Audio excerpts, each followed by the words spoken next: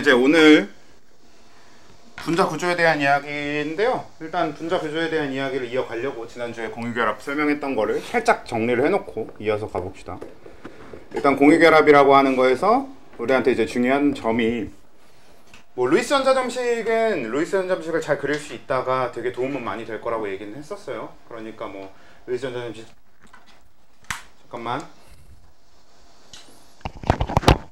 루이스 전자점식 그리는 거 연습 같은 거는 좀 그냥 해보시는 게 좋고요. 사실 별건 아니지. 아무튼 그래서 공유결합은 결국 누군가 그 전자를 얻고자 하는 두 원소끼리 보편적으로는 비금속이 맞고요. 근데 베릴륨 같은 경우에는 금속인데도 특이하게 이온결합이 아니라 공유결합을 하는 경우도 좀 있고, 그래서 전자를 얻고자 하는 둘이 만나서 가운데 공유전자쌍을 공유하게 되는 게 공유결합이다. 이게 기본이고, 근데 그 공유결합이 그냥 형성되는 게 아니라 각 원자가 전자쌍을 잡아당기는 정도, 즉 전기음성도가 서로 조금씩 다르더라 라는 얘기가 있었고요. 전기음성도 같은 경우에는 그러니까 수치를 하나하나 외우는 것도 나쁘진 않아요, 당연히. 근데 하나하나 외운다기보다는 결국 이제 플로린 4.0 잡고 수소 2.1 잡아놓고 나머지는 그냥 규칙성에 따라서 생각해주면 좋을 것 같다. 그렇죠? 우리가 줄이 바뀌면, 그러니까 주기가 바뀌면 1.0 정도를 바꿔주면 되는 거죠. 아랫주기. 그러니까 3주기 원소들은 같은 족의 2주기 원소보다 1만큼 전기음성도가 작다고 생각하면 되는 거고, 그 다음에 같은 주기에서는 작은 족에 있는 원소가 큰 족에 있는 원소보다 0.5씩 작아지는 형태로, 그렇죠? 주기율표상에서 왼쪽으로 갈수록 0.5씩 줄어드는 형태로 생각해 주시면 충분한데, 그래서 그 전기음성도 차이에 의해서 우리 어떤 얘기를 했었냐면, 이 화학결합, 공유결합이 형성될 때 얘가 극성 공유결합이냐 무극성 공유결합이냐 라는 얘기가 나왔었어요.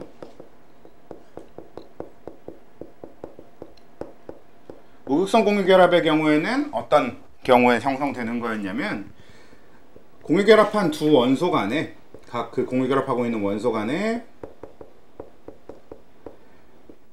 이 전기음성도 차이가 없을 때, 차가 0일 때, 그쵸? 그래서 전기음성도 차가 없을 때 그때는 어떻게 되니까? 뭐가 형성되지 않는다 였어요? 쌍극장 모멘트가 형성되지 않는다 였죠. 그래서 쌍극장 모멘트가 형성되지 않아서, 아예 없어서, 그래서 우리가 그런 걸 무극성 공유결합이라고 한다 라고 했었고요. 그 다음에 극성 공유결합은 그 공유결합을 하고 있는 원소 간에 전기음성도 차이가 있어서,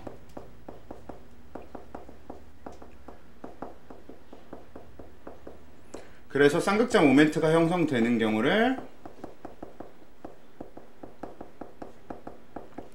극성 공유결합이라고 한다고 했어요. 그래서 쌍극장 모멘트가 형성되는 경우를 극성 공유결합이라고 한다고 했어요. 네, 근데 이때 무극성 공유결합을 하면 일단 뭐 따로 고민할 필요 없이 전체적으로 무극성 공유결합밖에 없어. 그러면 그냥 무극성 분자 이렇게 연결해주면 되거든요.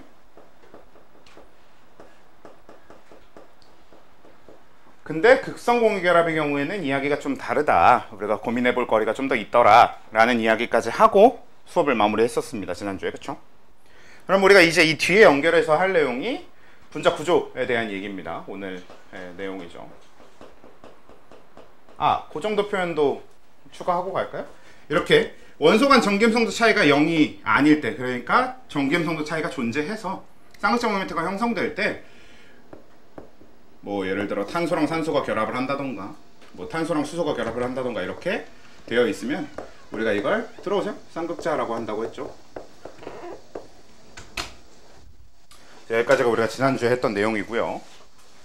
그래서 이제 연결해서 분자 구조에 대한 이야기를 해야 될 텐데 해봅시다.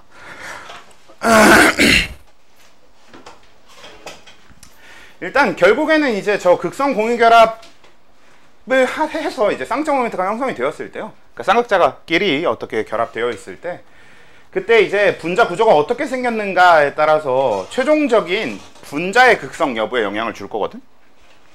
근데 최종적인 분자 극성 여부에 영향을 주는 이 분자 구조를 따질 때는 딱 원칙은 하나만 기억하시면 되는데, 전자쌍 반발 원리, 이것만 기억하시면 됩니다.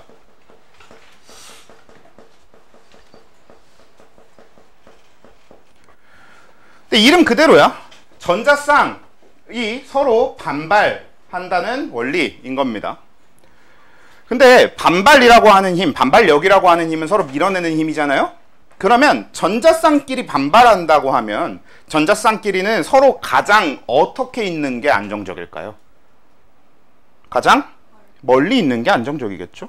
그러니까 애초에 서로 밀어내니까 어쩔 수 없이 서로 제일 먼 곳으로 갈 수밖에 없어가 되는 거죠. 그래서 가장 대표적인 뭐 몇 가지 물질을 보기 위해서 베릴륨부터 시작해서 수소 화합물들을 쭉 볼게요. BH2라던가 이제 이 베릴륨 같은 경우는 2주기 2족이니까 데려와 놓고 그 다음에 2주기 13족에 해당되는 붕소를 가지고 오게 되면요 BH3 사실 BH3라는 물질은 잘 안 만들어지긴 하는데 그래도 그냥 그 경우를 보기에 좋으니까 일단 만들어 놓아 보고요.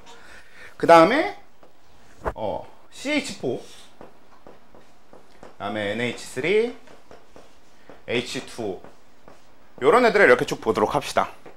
일단 각각은 베릴륨, 붕소, 탄소, 질소, 산소라고 하는 애들을 우리가 흔히 이제 중심원자라고 부르는데 중심원자로 하고 있죠. 가운데에 이제 베릴륨, 붕소, 탄소, 질소, 산소가 있고 그 주변으로 수소가 결합되어 있는 형태가 될 겁니다. 그랬을 때 중심원자가 지금 얘는 뭐 원자 같은 자수가 2개, 얘는 3개, 얘는 4개, 얘는 5개, 얘는 6개가 되도록 나열을 해놓은 거니까 맨 앞에 있는 BH2부터 생각해보면 일단 그냥 뭐 다짜고짜 생각하기 전에 루이스 전자점식부터 빨리 생각을 해보면요 베릴륨 같은 경우는 2개의 일단 전자가 있을 거고 그럼 이렇게 찍힐 거고요 뭐 방향 자체는 상관은 없다고 했어. 그 다음에 수소가 이렇게 와서 공유결합을 해서요 여기에 공유전자쌍 여기에도 공유전자쌍 이렇게 될 거란 말이지.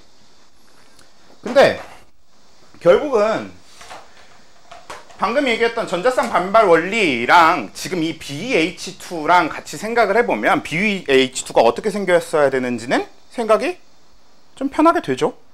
그러니까 결국은 중심에 있는 베릴륨을 기준으로 2개의 수소가 붙어 있어. 근데 그 전자쌍끼리의 각도는 어떻게 돼야 되는 게 맞아? 이렇게 되면 여긴 먼데 여기가 가깝지. 근데 전자쌍이 반발해서 서로 제일 멀려고 하니까 결국에는 얘네들이 반발하다 보면 어떻게 되는 게 맞아요? 양쪽 끝으로. 그쵸?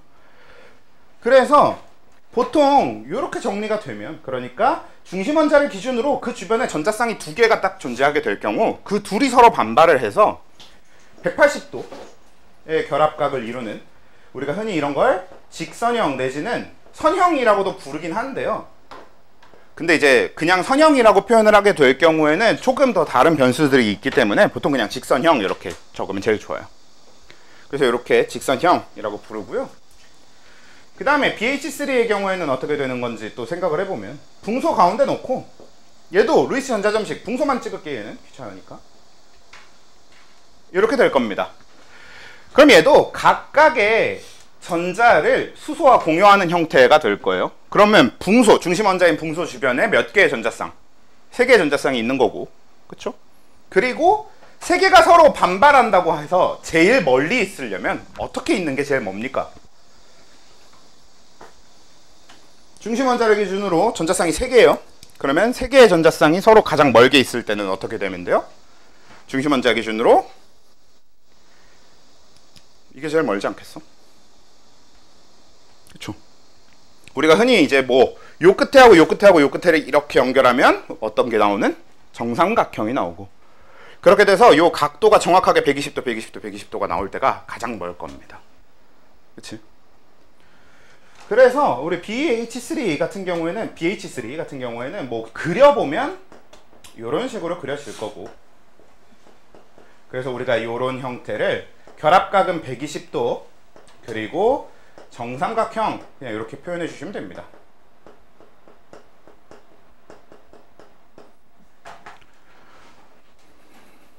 그쵸? 얘는 완전히 정삼각형일 테니까.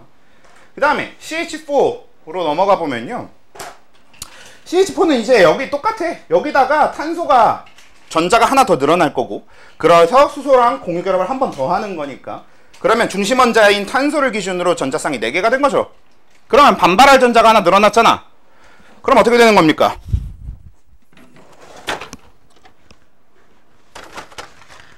어떻게 되는 거예요?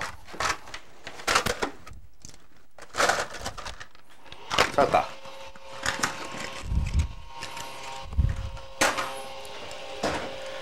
사실 우리가 앞에 것까지 생각했던 것처럼 가장 멀 때를 생각하면 주로 제일 많이 그리게 되는 CH4의 형태가 이렇게 됩니다. 그쵸? 그래서 실제로도 이렇게 많이 그려요. 그래서 여러분들이 일반적으로 책에서 보는 CH4는 이런 식으로 표현되어 있는 경우가 되게 많습니다. 우리도 이렇게 표현할 일이 되게 많을 거예요. 그래서 CH4를 이렇게 표현을 하긴 하는데, 그럼 문제가 얘를 그대로 결합각이랑 그림, 얘네 어떤 형태냐로 옮겨 놓으면 어떻게 될 거냐면요, 이제 사각형이니까 90도가 원래 결합각이 돼야 될 거고요. 그 다음에 얘는 정확하게 딱 똑같이 되어 있는 사각형일 테니까 정확하게 정사각형이 될 겁니다. 그쵸? 그래서 우리가 기본적으로 생각할 수 있는 건 이런 형태가 되는 게 맞는데, 근데 실제로 이렇게 된다 안 된다? 안 된다. 왜? CH4는 결국 존재하는 게 평면상에 존재하는 게 아니라, 그쵸? 2차원 세계에 있는 물질이 아니라 우리가 살고 있는 3차원 공간상의 물질이란 말이에요. 그러면 공간상에서는 요 전자쌍끼리 서로 더 멀어질 방법이 있단 말이지. 아이고야. 자, 평면상에서는 서로 제일 멀 때가 이때가 맞습니다. 평면상에서 2차원상에서는 이게 제일 멀 때, 예, 이게 제일 멀 때가 맞아요. 근데 이게 입체로 넘어오면 어떻게 되면 제일 멀어요? 이렇게 되면 더 멀게 만들 수 있지. 실제로 지금 요 전자쌍하고 요 전자쌍 사이의 각도가 90도보다 크잖아요. 그래서 각각의 각도가 90도보다 커지게 만들 수 있단 말이에요. 그래서 우리가 평면에서 상상했을 때는 맥시멈이 여기까지인 게 맞는데, 근데 얘가 실제로 존재하는 곳이 평면상에, 그러니까 2차원상의 세계가 아니라 공간상에 이제 존재하는 거기 때문에 더 멀어질 수 있더라. 그래서 이렇게 되는데요. 네, 요 형태는 기본적으로 어떻게 돼야 되는 게 맞을 거냐면, 요 꼭절, 예. 자, 예, 이게 최선이야. 어쩔 수 없어. 요 끝에랑 요 끝에랑 요 끝에를 연결하면 이제 하나의 삼각형이 될 거잖아요. 그럼 얘는 삼각형이 몇 개의 면을 이루고 있을 거예요? 4개. 여기 하나, 그쵸? 여기, 그리고 아래까지 해서 4개. 그쵸? 그래서 4개의 면이 삼각형으로 되어 있는 거고, 우린 그런 형태를 뭐라고 불러요? 그쵸? 그래서 정사각형이 아니라 정사면체가 될 겁니다.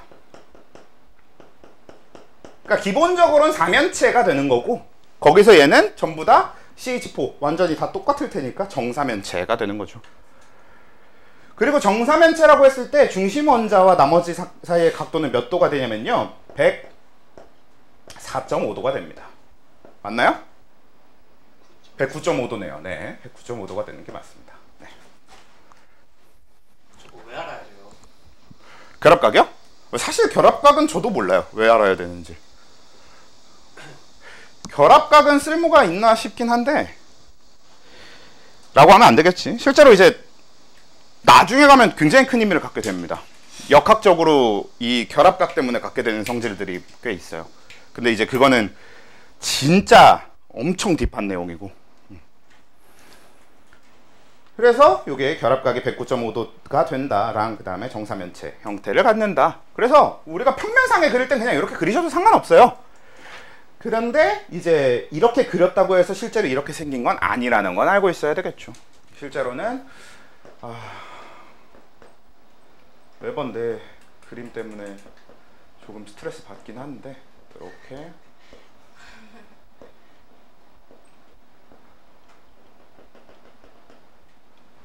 정말 쓰레기 같네요. 근데 아무튼 뭐 이렇게 생겼습니다. 네. 그래서 이 그림 때문에 더 헷갈려요 하시면 보지 마세요. 네.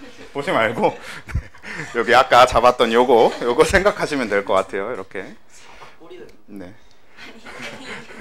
네, 그래서 이렇게 생긴 거고, 그 다음에 NH3로 넘어와야 되는데, 이제 여기서가 문제예요. 왜냐면 NH3가 BH3처럼 그냥 그 물질만 봤을 때는 똑같아 보인단 말이지. 근데 실제로는 NH3를 BH3처럼 생각할 수 있다 없다? 없습니다. 왜 없냐면, 결국에는 중심 원자인 질소를 기준으로 3개가 결합한 건 맞는데, 우리가 지금 앞에서부터 계속 얘기해오던 게 뭐냐면 전자쌍 반발 원리니까 전자쌍끼리가 서로 반발해서 멀어지는 거거든. 그래서 지금 NH3를 겉으로 봤을 때는 전자쌍이 3개일 거예요. 각각의 수소랑 결합한 공유 전자쌍 3개가 보이겠지. 근데 문제는 질소의 루이스 전자점식을 원래 찍어보면 정확하게 어떻게 돼요? 뭐가 하나 있어? 그쵸? 비공유 전자쌍이 원래 있단 말이에요. 그래서 NH3는 요 비공유 전자쌍 하나와 수소와 공유된 공유 전자쌍 3개. 즉 결국은 중심 원자를 기준으로 몇 개의 전자쌍이 반발하는 거야? 4개가 반발하는 겁니다. 그래서 NH3의 형태도 기본은 똑같아. CH4 때처럼 이렇게 잡아놓는 거예요. 이렇게 잡아놔. 그래서 NH3도 일단 이렇게 시작하면 되는데요. 근데 여기서 문제가 이제 뭐냐면 우리는 이렇게 CH4처럼 생각은 하고 싶은데 분명히 물질이 NH3잖아. 그러면 요게 없어. 그치? 원래는 이렇게 짝대기가 4개가 있어야 되는데 NH3는 우리가 평면상에서 주로 어떻게 그리냐면요. 이런 식으로 그리거든요. 그러니까 짝대기가 3개다 보니까 이렇게 표현할 수는 없을 거예요. 그래서 이 짝대기 하나를 없애줘야 돼. 근데 우리가 그래도 이 짝대기를 없앴다고 해도 잊으면 안 되는 거죠. 뭐가 있다는 걸. 여기에는 분명히 전자쌍이 있다는 걸 잊으면 안 되는 거예요. 그래서 전자쌍이 여기 하나 존재하니까 여기 요 정사면체형에서 위에 수소 하나를 제거한 형태 딱 이대로를 그대로 유지해 주셔야 되고요. 그래서 우리가 이 형태를 뭐라고 하냐면 일단 삼각불형이라고 합니다. 사실 삼각불은 사면체입니다. 그래서 얘랑 같은 말이긴 한데 근데 그냥 좀 일부러 표현을 좀 구분하려는 게 경향이 좀 있어요. 그러니까 삼각불형이라고 부르면 어떻게 될 거냐면 한 꼭지점에 중심 원자가 오는 걸 얘기하는 걸 거고 사면체형은 어떻게 되겠어? 가운데에 중심 원자가 들어가 있는 거지. 그러니까 사면체형은 이렇게 되니까 전체적으로 바깥에가 주변 원소가 둘러싸고 있고 이 사면체 정중앙에 가운데에 이제 정사면체가 있는 거고요. 삼각불형은 삼각불의 한 꼭지점에 중심 원자가 있게 되는 거지. 그렇게 이름을 좀 나눠놨다고 보시면 될 것 같아요. 생긴 것 자체는 사실 삼각불이나 사면체나 그게 그거니까. 삼각불형이라고 부르면 되겠고 그 다음에 결합각은 일단 109.5도를 기준으로 잡으면 되는 게 맞아. 하나를 없앨 거니까. 그냥 아까랑 똑같이 생겼는데 이렇게 생겼는데 여기서 그냥 이게 안 보이게 된 것 뿐이니까 109.5도라고 여기 기준을 잡으면 좋은 건 맞는데 근데 이제 문제가 하나 더 있는 게 이 전자쌍 반발 원리에서 비공유 전자쌍이 갖는 반발력과 공유 전자쌍이 갖는 반발력은 서로 다릅니다. 되게 단순한 문제인데요. 공유 전자쌍하고 비공유 전자쌍을 잘 생각해보면 사실은 그렇게 막 엄청 극적인 차이가 있진 않지만 둘 중에 그래도 조금이라도 더 자유로운 쪽이 누구고 조금 덜 자유로운 쪽이 누구게? 그쵸? 비공유 쪽이 아무래도 조금 더 자유로울 겁니다.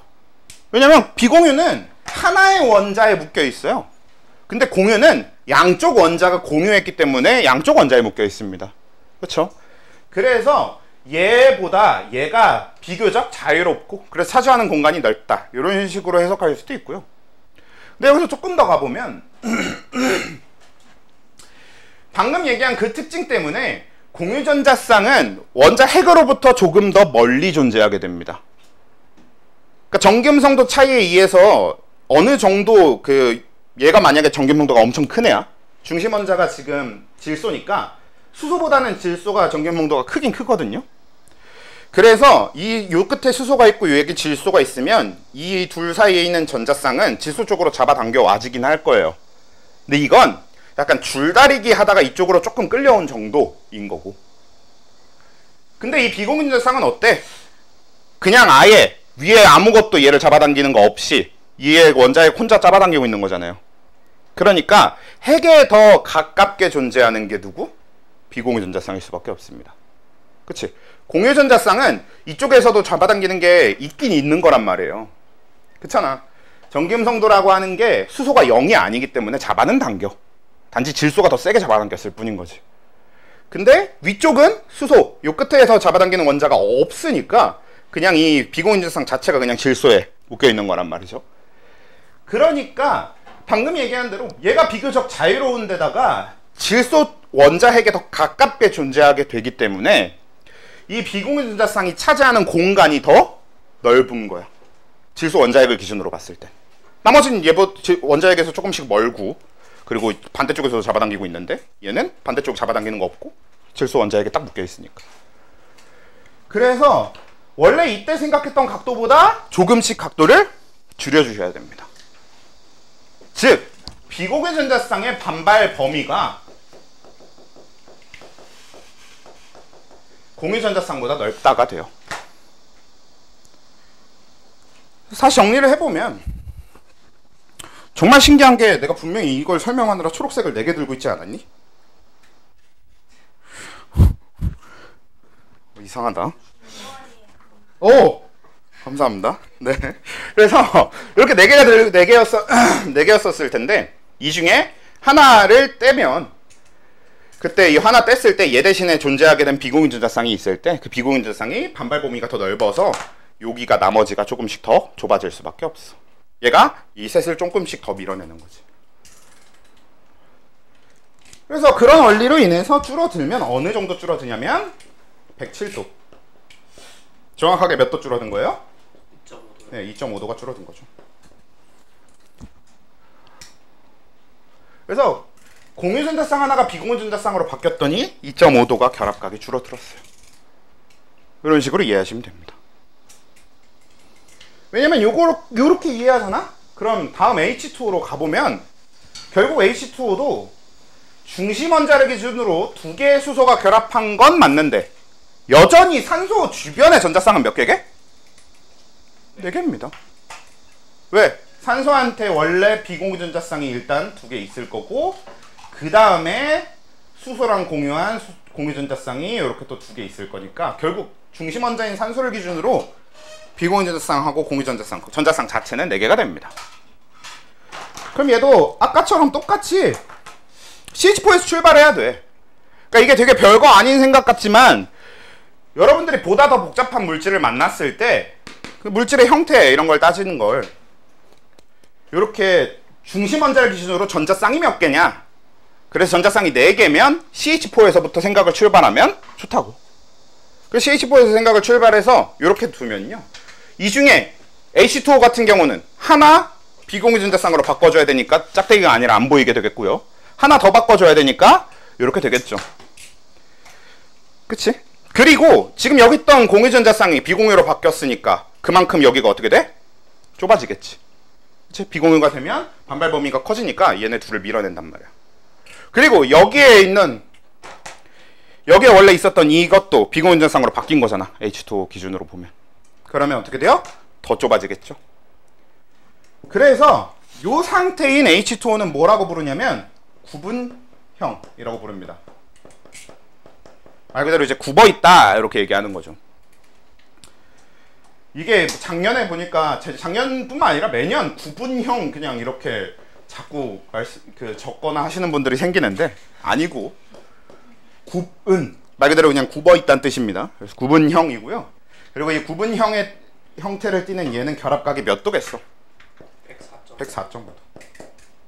근데 저 각은 어떻게 재요?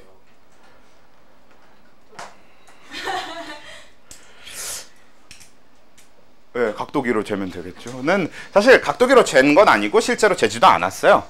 그러니까 계산을 통해서 얻어낸 결과죠. 시뮬레이션과 계산을 통해서 얻어낸 결과죠. 그럼 틀렸을 수도 있는 거 아니에요? 네, 이쪽은 틀렸을 수도 있어요. 근데 우리가 그래도 지금 그 어떤 관측을 하거나 이런 검사를 하는 거는 꽤 정확하게 하기 때문에 그래도 맞았을 확률이 높고요. 근데 애초에 그런 게 있어. 여러분들이 과학이 뭔가 절대 진리를 배우는 것 같겠지만 어느 순간 새로운 이론이 발견이 돼서 우리가 지금 배운 과학이 사실은 다 구라였다 이렇게 될 수도 있어요. 그러니까 결국은 우리는 그냥 우리보다 더 똑똑한 사람들이 기존의 것들을 열심히 잘 해석해 놓은 것 중에 가장 합리적인 걸 골라서 배우고 있을 뿐인 거고, 근데 가장 먼저 그 시작이 되는 발견을 했던 사람이 만약에 이 발견이 틀렸잖아? 그럼 우리가 배운 모든 게 틀릴 수 있어요. 가장 많이 얘기하는 게 그거잖아. 아인슈타인이 만약에 틀렸다면 물리학은 그냥 근간부터 뜯어 고쳐야 됩니다. 그런 얘기처럼. 그래서 그냥 맞다고 생각하고 하는 거지. 그래도 어떨 거니까 우리보다 한참 똑똑한 사람들이 만들어 놓긴 했을 테니까 맞겠지 하면서 하는 거죠. 근데 우리가 생각해봐. 합리적이잖아. 그래도 이 정도면 꽤. 이 정도면 꽤 합리적이잖아요. 실제로 CH4가 그러니까 얘가 정사면체형인데 정사면체형에서 여기까지는 완전히 정확하겠죠. 결국은 정사면체의 중심, 이제 뭐라고 해야 되냐? 중심이라고 하면 되겠네요. 예, 중심에 그 중심을 기준으로 했을 때 각 꼭지점까지 이렇게 선을 그어보면요, 그때 각이 각각의 109.5도가 나와야 되는 건 맞을 테니까요. 요거까지는 정확할 텐데 여기는 진짜 엄청 정확한지는 몰라. 근데 그래도 지금까지 계산한 것 중에서는 이 정도면 정확하다고 봐야 되겠다 정도는 되는 거죠. 그래서 다시 정리를 해보면, 자, 요렇게 전자성 반발 원리에서 분자 구조를 대충 나열을 해봤는데요. 이걸 좀 사용하기 쉬운 그래 형태로 좀 정리를 해보면요. 일단 첫 번째, 우리가 중심 원자를 기준으로 했을 때 중심 원자 주변에 전자쌍이 2개 있는지 3개 있는지 4개 있는지를 우선적으로 생각을 하게 될 겁니다. 그래서 중심 원자 주변으로 전자쌍이 2개인 경우는 대표적으로 BeH2가 있을 거예요. 그렇죠? 그래서 이런 경우는 이제 어떻게 되는 거예요? 직선형이 되고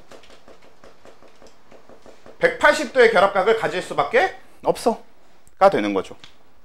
왜? 그 전자쌍 2개가 서로 가장 멀 때가 180도고 직선이 되는 거니까요. 그리고 전자쌍, 이 중심 원자를 기준으로 전자쌍이 3개면요, 중심 원자 근처에 있는 전자쌍이 3개면 뭐냐? 일단 그렇게 할게요. 정삼각형이라고 안 하죠. 아까 우리 정삼각형이라고 적긴 했는데요, 보통 평면삼각형이라는 표현을 좀 더 많이 씁니다. 그러니까 사실 우리가 정삼각형이라는 사실은 그냥 우리가 알면 되는 사실 쪽에 가깝고요. 원래 쓰는 표현으로는 얘가 평면의 형태를 띄어라는 걸 조금 더 직관적으로 얘기해 주려고 하는 게 목표였던 것 같은데, 근데 사실 평면 삼각형이 얼마나 웃긴 표현입니까? 삼각형은 원래 평면 도형 아닙니까? 그래서 이게 사실 정말 쓰레기 같은 표현인데 아무튼 이제 교과서가 쓰고 있는 표현이 이거니까, 그래서 평면 삼각형이 되고요. 그래서 이 평면 삼각형의 경우에는 120도의 결합각을 갖게 되는 거지.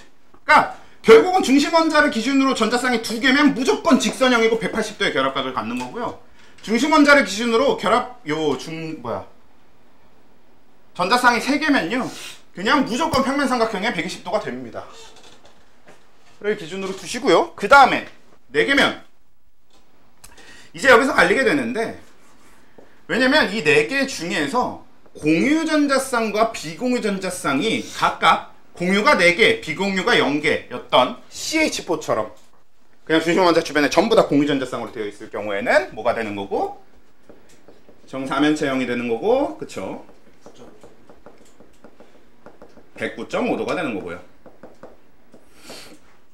그 다음에 공유 전자쌍 하나에다가 공유 전자쌍 3개에다가 비공유 전자쌍 하나, 이렇게 되게 될 경우에는 107도로 결합각이 줄어들면서 우리가 삼각불형이라고 불러준다고 했어요. 그러니까 엄연히 따지면 얘도 사면체형인 게 맞아. 근데 우리가 그렇게 안 불러줘요. 무조건 삼각불형이라고 부릅니다. 그 다음에 2개로까지 줄어들면 뭐가 돼요? 104.5도가 되면서 구분형이 된다. 뭐처럼? 아까 봤던 H2O처럼. 그쵸? 그리고 사실 뭐 이렇게까지 얘기하긴 귀찮긴 한데요, 이렇게 되면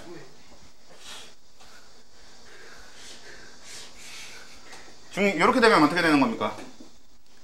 중심 원자인 플로린을 기준으로 수소가 그냥 옆에 하나 붙어 있는 거잖아. 그럼 여기 전자쌍 하나 있고 나머지가 비공유 전자쌍이긴 한데요, 비공유 전자쌍은 그러니까 우리 아까 이걸로 해보면 저 HF도 마찬가지로 플루오린 주변에 전자쌍 4개가 있었던 건 맞는데 결국에는 비공유라서 안 보이잖아. 그럼 뭐 어떻게 생겼는지 고민할 필요가 뭐가 있습니까? 굳이 따지면 직선형이라고 부를 수 있어요. 근데 그냥 표현 자체를 잘 할 일이 없습니다. 요거에 대한 질문을 할 일 자체가 별로 없겠지. 근데 뭐 엄연히 따지면 직선형은 맞고요. 얘가 결합각이 제일 문제입니다. 짝대기가 하나인데 결합각은 어떻게 되죠? 360도인가요? 그래서 사실은 원래 결합각을 물어볼 수는 없다. 근데 만약에 누군가 어거지로 질문하면 다른 직선형처럼 180도라고 대답해주면 되는 게 맞긴 한데요. 근데 원래 우리가 이 결합각이라고 하는 건 전자쌍과 전자쌍 사이의 각을 재야 되거든요. 그것도 공유전자쌍 사이의 각. 왜냐면 공유전자쌍이 우리가 보는 요 짝대기가 된단 말이야. 그래서 우리 구조식에서 이렇게 짝대기 형태로 표현하는 게 공유전자쌍이 되기 때문에 요 사이의 각도를 재야 돼서 HF는 원래 결합각을 잴 수 없다가 엄연히 따지면 맞는 건데요. 근데 우리가 문제를 출제한 사람들이 그렇게까지 깊게 생각해서 출제하지 않기 때문에 그냥 대충 어차피 직선형이니까 결합각 180도 그냥 대충 이렇게 보면 되는 거예요. 그래서 이런 방식으로 분자 구조가 구해진다 라고 생각하시면 됩니다. 일단 저걸 잘 기억하는 게 중요해요. 물론 분자 구조는 저렇게 간단하지 않습니다. 저기서 그 뒤로 조금 더 많이 복잡해지는 이것저것이 나오게 되긴 할 텐데요. 일단 기본은 이렇게 된다는 거고. 그럼 이제 요 내용을 이렇게 분자 구조가 결정된다라는 내용을 가져와서 앞에서 얘기했던 요 극성공유결합 내용이랑 합쳐보면 어떻게 되는지 보면요. 일단 이 두 개였던 직선형, 즉 BH2를 가지고 얘기를 해봅시다. 그러면 얘는 요렇게 구조식을 그릴 수 있거든요. 그리고 아까 우리가 그려놓은 걸 기준으로는 아까 해본 걸 기준으로는 이렇게 되는 거죠. 직선형. 자, 이거 한번 쌍극자 모멘트 표시를 해봅시다. 자, 수소의 전기음성도 몇입니까? 2.1이죠. 그 다음에 베릴륨의 전기음성도 몇입니까? 네. 그러면 이 둘 사이의 쌍극자 모멘트가 어떻게 형성돼요? 반대 방향으로 이렇게 형성되겠죠. 네. 그래서 여기가 그리고 정확하게 0.6 반대쪽도 0.6이거든. 그래서 이게 되게 특이한 점인데 요것만 떼서 물어보잖아. 이건 쌍극자예요. 왜냐면 원래 얘기했던 대로 헬륨하고 베릴륨은 분명히 전기음성도 차이가 0이 아니에요. 그러니까 전기음성도 차이가 존재합니다. 그래서 쌍극자 모멘트가 이런 형태로 형성이 돼요. 그렇기 때문에 베릴륨과 H가 현재 하고 있는 결합은, 수소와 베릴륨이 하고 있는 결합은 극성 공유결합이고요. 그래서 이 부분은 쌍극자가 됩니다. 그리고 이쪽도 마찬가지야. 이 베릴륨하고 수소가 하고 있는 결합은 극성 공유결합이고요. 저쪽은 쌍극자가 됩니다. 근데 위에 우리가 그려놓은 쌍극자 모멘트가 정확하게 서로 반대 방향을 보고 있을 때 저 두 개의 쌍극자 모멘트를 합치면 어떻게 됩니까? 벡터 합을 구하면 어떻게 돼? 0이요. 0이지. 이게 벡터라고 해서 자꾸 띠꺼우시면 그 옛날에 했던 힘의 압력 이런 거 생각하시면 돼요. 우리 힘의 평형 이게 뭐야? 같은 물질에 서로 정확하게 반대 방향으로 같은 힘을 주면 어떻게 돼? 알짜 힘이 0이다 뭐 이런 식으로 표현해 왔잖아. 그러니까 얘가 실제로 갖게 되는 게 0인 거지. 그러니까 얘가 정확하게 어떻게 되는 거냐면요. 진짜 전자가 이쪽으로 치우치려는 정도와 이쪽으로 치우치려는 정도가 완벽하게 똑같기 때문에 최종적으로 전자가 치우치지 않게 되는 겁니다. 그래서 전체를 보면 전자의 밸런스가 맞게 되는 거야. 양쪽이 완벽하게 전자들을 같은 힘으로 잡아당기고 있어서. 그래서 최종적으로 얘는 뭐가 된다? 무극성 분자가 됩니다. 일단 이 무극성 분자, 그러니까 얘는 어떤 상태라고 얘기하냐면요. 쌍극자 모멘트에 있잖아요. 쌍극자 모멘트, 쌍모라고 할게요. 쌍극자 모멘트, 쌍모의 합이 0이 된 거고, 이렇게 쌍극자 모멘트 합이 0이 되면 무극성 분자가 됩니다. 그래서 애초부터 쌍극자 모멘트가 없거나 쌍극자 모멘트의 합이 0이라면 무극성 분자가 돼. 무극성 분자는 무슨 뜻이냐면 분자 내부에서 극을 띠게 되지 않는다는 얘기입니다. 플러스 마이너스가 나눠지지 않는 경우를 얘기해요. 실제로 지금 저기에서 얘기하는 거나 여기서 얘기하는 것처럼 이 쌍극자 모멘트의 합이 0이든가 아니면 애초부터 쌍극자 모멘트가 없던가 하는 형태로 전자가 치우치지 않게 됐기 때문에 무극성 분자가 된 거고, 그 다음에 BH2에서 더 가서 BH3로 가보면 얘는 이렇게 되거든요. 여기서 이제 중학교육 과정에 이게 이제 완전히 사라졌다고 하더라고. 좀 안타깝긴 한데, 그래도 혹시 벡터를 배우신 분들은 하실 수도 있을 텐데요. 자, 요거 쌍무부터 그립시다. 자, 붕소의 전기 성분 몇입니까? 아까 베릴륨이, 그쵸? 베릴륨 1.5였으니까 얘가 2.0이겠죠? 그럼 얘 2.0이고 얘네들이 각각 2.1이니까 이것도 표현을 해보면 삼각형 모멘트를 요렇게 각각이 0.1씩으로 표현이 될 겁니다. 그럼 이것도 똑같이 얘만 따지면 뭐게? 극성 공유결합을 했다. 그리고 이 부분을 쌍극자 이렇게 부를 수 있어요. 왜? 쌍극자 모멘트가 형성됐으니까. 그래서 여기 쌍극자, 여기 쌍극자, 요거 쌍극자. 그러니까 이거 극성 공유결합, 이거 극성 공유결합, 이거 극성 공유결합은 됐는데 문제가 지금 여기에 형성된 쌍극자 모멘트를 서로 더하는 과정에서 맞아요. 평행사변형법도 좋은 방식이긴 해. 원래 평행사변형법으로 하면 그 벡터 합을 할 때 만약에 이렇게 두 개의 벡터가 있으면 요거를 정확하게 평행하게 그대로 옮겨서 요 끝에다가 이렇게 그어주고요. 그 다음에 여기를 똑같이 평행이동 시켜줘서 요 끝에서부터 해가지고 이렇게 연결해주면 요 끝에 만나는 지점 여기 있잖아요. 그래서 요 두 벡터의 시작점이 됐던 요 지점으로부터 평행사변형법을 통해서 만난 점까지 그어주면 벡터 합이 됩니다. 잘 알아보라. 그러니까 결국 여러분들 이제 맞아요. 벡터에서 하게 되는 거 맞아요. 근데 문제는 이거는 이제 그림이 아주 아름답게 잘 그려져 있어야 되는 거고 결국은 벡터 합도 이 사이의 수치가 제일 중요한 거긴 하거든요. 이게 되게 재밌는 점인데 벡터가 두 개가 있어.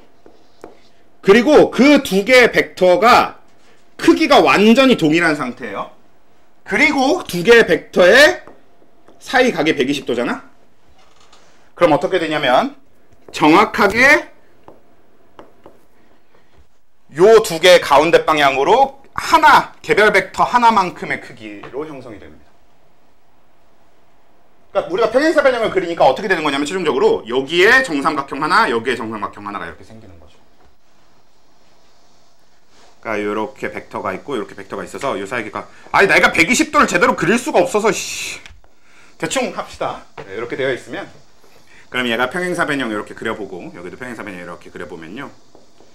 여기에 정삼각형, 여기에 정삼각형이 형성되면서 그래서 요 벡터 성분 벡터라고 하는데 아우 씨 벡터 설명을 할 게 너무 많아 벡터로 얘기하니까 아무튼 여기 이제 각각의 성분 벡터가 있으면 요 벡터하고 요 벡터의 합이 요 사이 요 방향으로 형성이 되고요.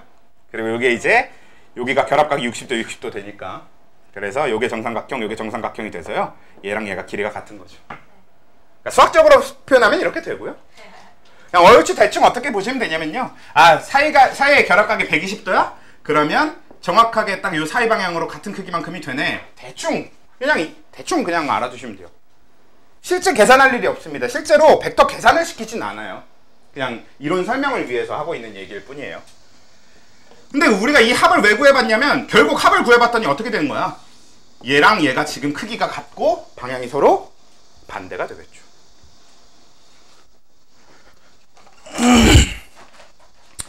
진지하게 약 처먹을 봐.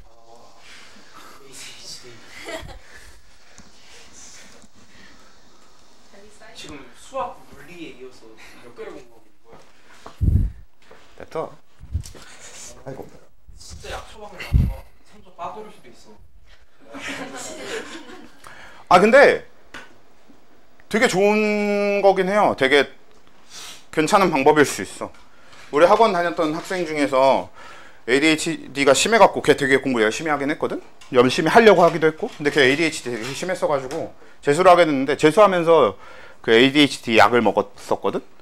그래서 재수가 성공하긴 했어요. 그 집중하는 그 야에 다르네.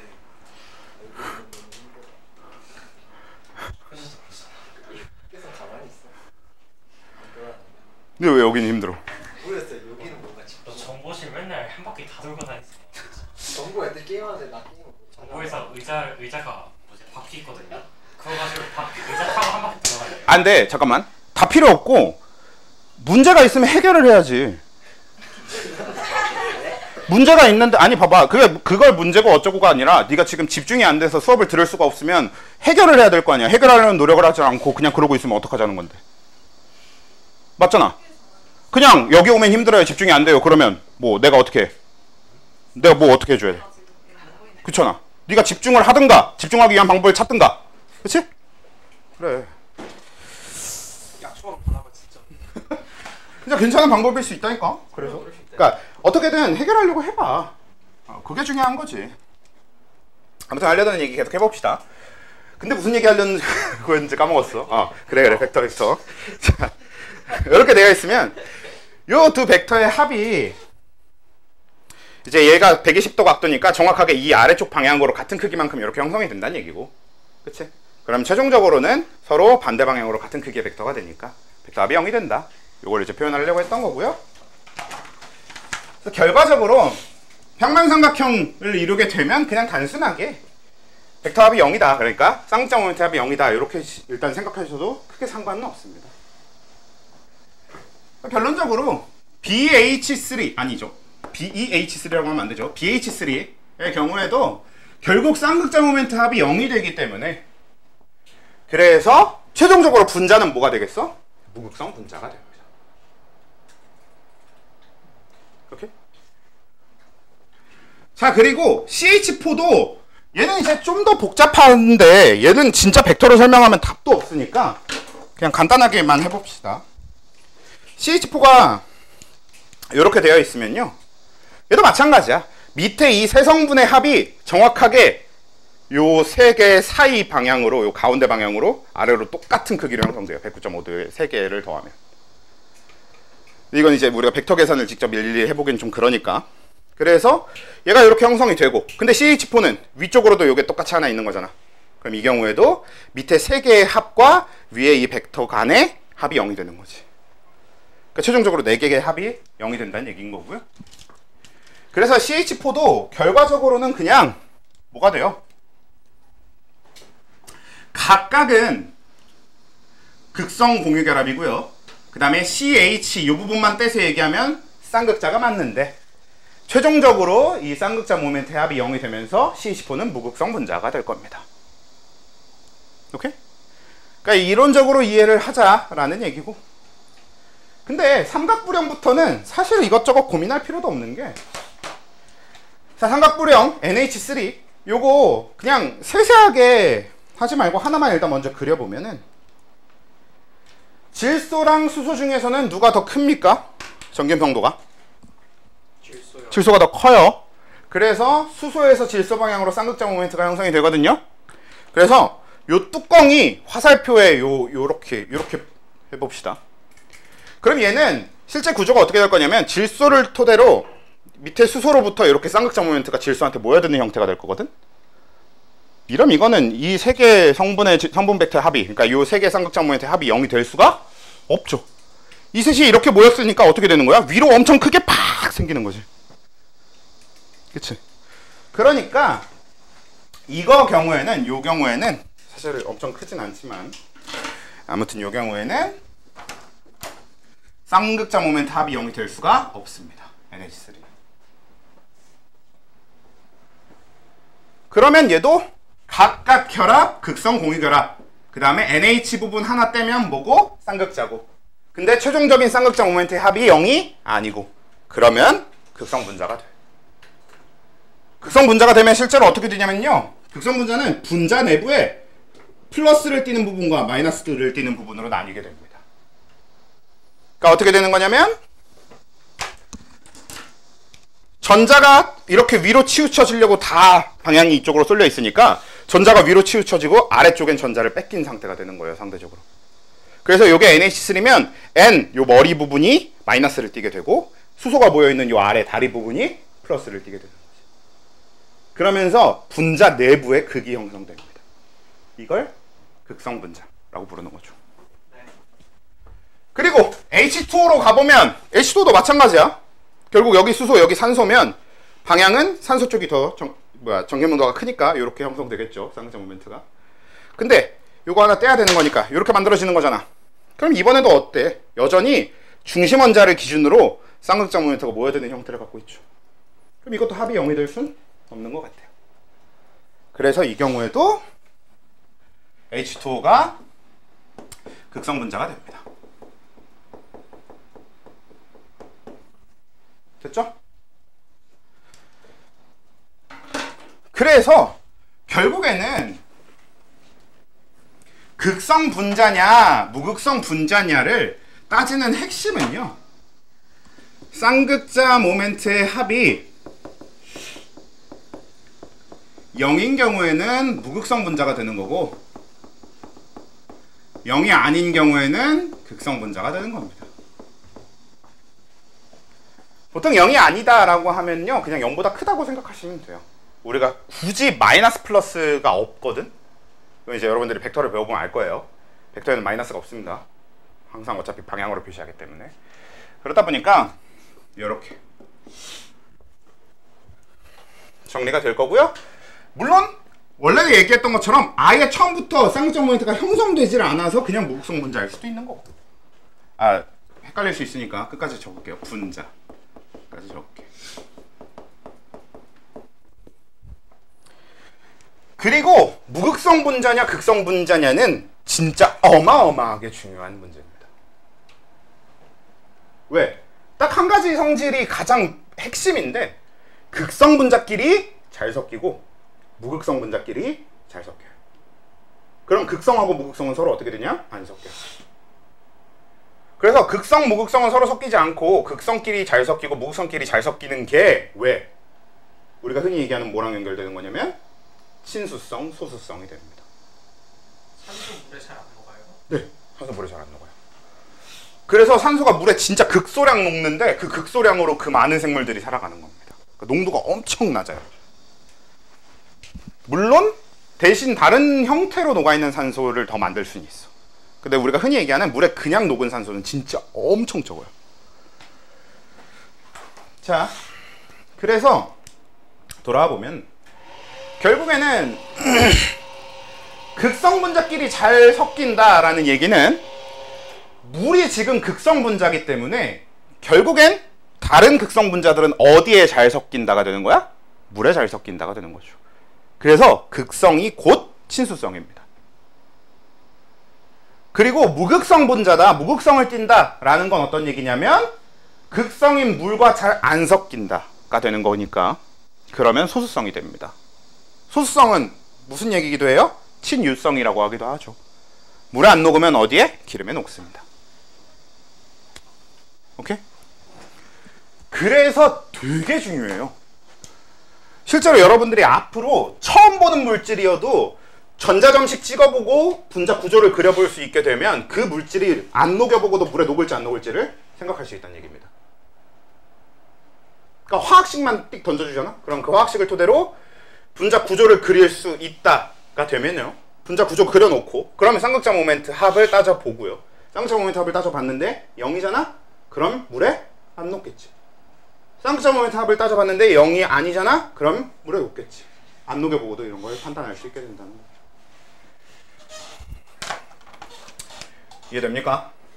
네. 그래서 이게 이제 쌍극자 모멘트 우리가 지난주에 다뤘던 내용으로부터 오늘 우리가 정리한 분자 구조가 어떻게 형성되는가를 연결해서 최종적으로 이렇게 분자의 극성 여부를 판단할 수 있겠다가 되는 거고요. 근데 지금 여기 특징을 보면 결국 어떻게 된다가 되면요,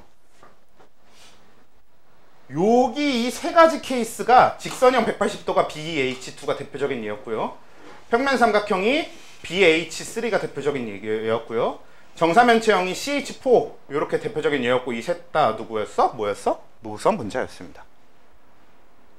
그리고 삼각불형 얘가 NH3가 대표적인 예고, 구분형을 H2O로 봤잖아요. 이 둘은 뭐예요?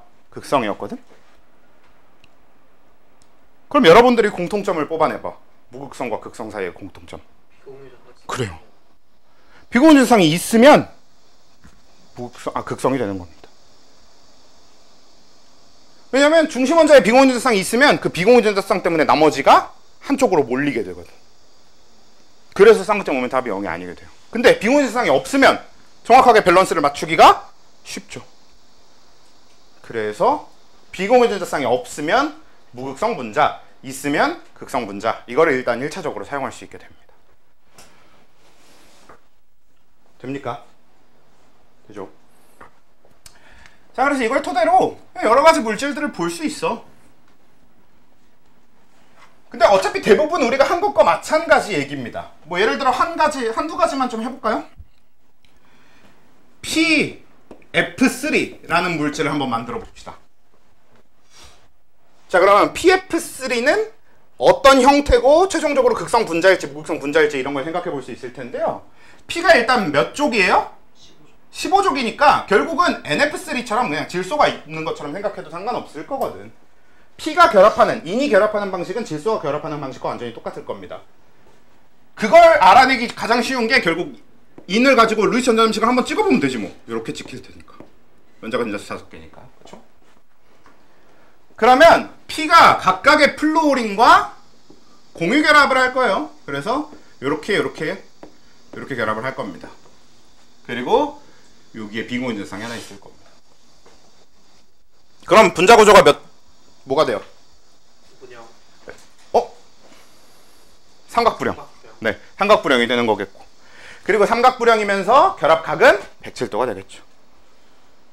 그리고 쟤는 쌍극자 모멘트 합이 0이 되겠어, 안 되겠어? 안 돼. 비공유전자쌍 하나 때문에 쟤도 생긴 걸 따지면은 이렇게 아래로 몰려있는 삼각불형이니까 이렇게 생긴 거잖아.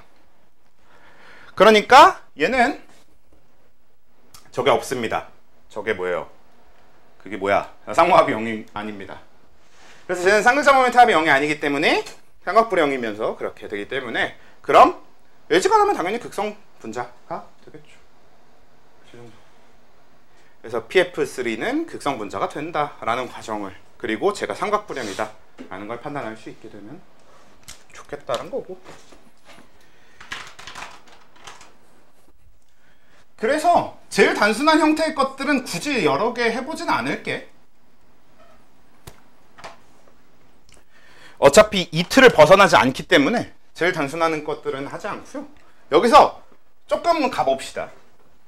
일단 뭐부터 해보냐면 CHCl3라는 물질이 있어요.